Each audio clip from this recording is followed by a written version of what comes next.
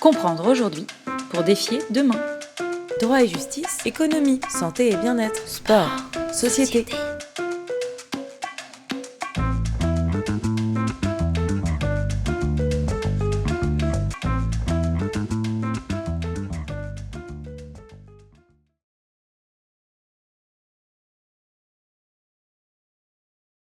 Dans la dernière lettre de l'Institut Présage, j'ai orienté une de mes réflexions sur les rapports entre la France et l'Allemagne dans un dossier plus général qui comportait des contributions très intéressantes, consécutives ou analysant le phénomène en cours du Brexit.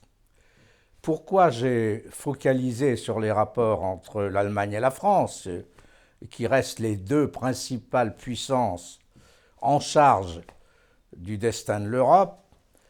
Parce que j'ai la conviction que ce sont deux pays qui se sont séparés pratiquement à la fin des années 90, chacun choisissant une voie différente.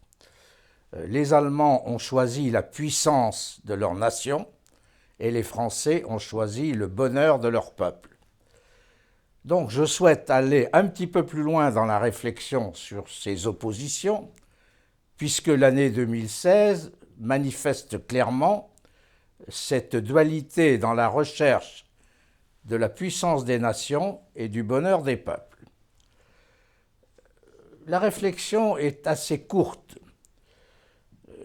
Il se trouve que j'ai vécu à la fois la guerre et les 70 ans de paix qui ont suivi.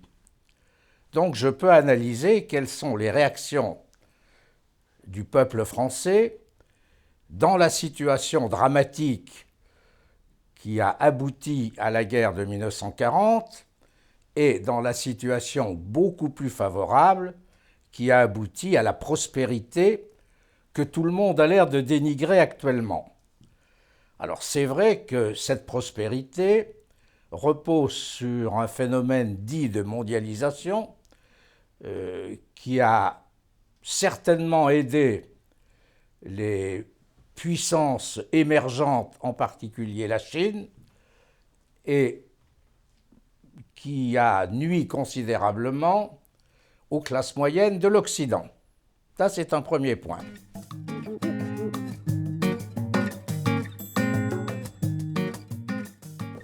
Évidemment, ce que je vais dire provient de mon expérience vécue.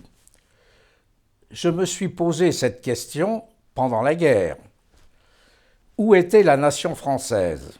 Où était le bonheur des Français? On est obligé de constater par les résultats que la puissance de la nation, elle s'est recréée à Londres avec le général de Gaulle, alors que le bonheur des Français, qui consistait à surtout ne pas se mêler de la guerre et des malheurs qu'elle entraînait, était à Vichy. C'est horrible d'être obligé de le dire aujourd'hui en comparant la puissance de la nation allemande et le bonheur du peuple français. Les Allemands, ne serait-ce qu'en termes de chômage, sont plus heureux que les Français, bien que depuis pratiquement le Premier ministre Schröder, ils aient choisi la puissance de leur nation. Alors que les Français, qui ont exclusivement choisi le bonheur du peuple, ce qui est extrêmement respectable, ont abandonné la puissance de leur nation. Il suffit de voir le déclassement par rapport à l'Allemagne, une fois que les Anglais, nos autres amis, nous ont quittés, pour imaginer dans quelle perspective négative notre obsession de vouloir faire le bonheur des Français contre la puissance de la nation nous a conduits.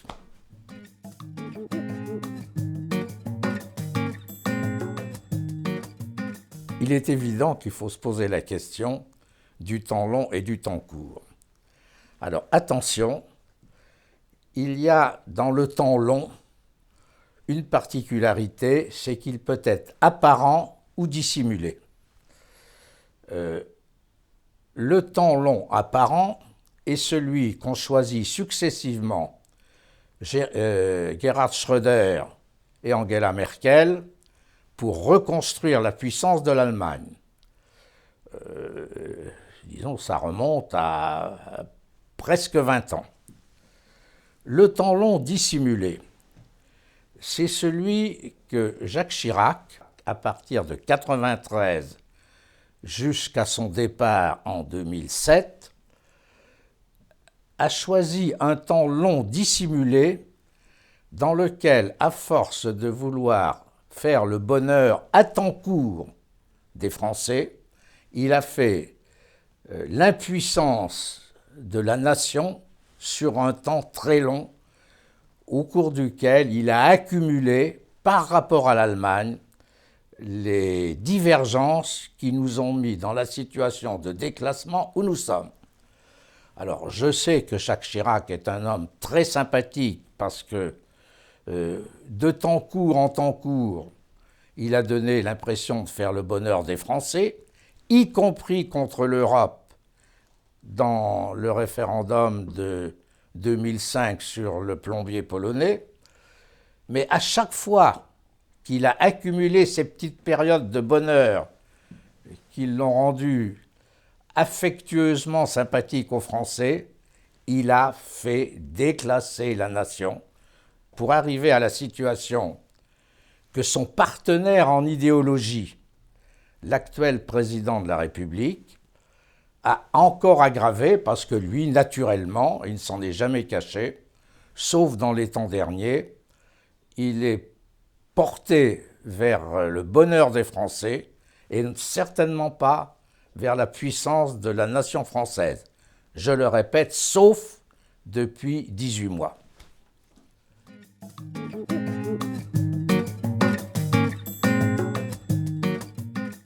Donc cette situation typiquement française voit quand même se produire cette oscillation entre la puissance de la nation et le bonheur des Français.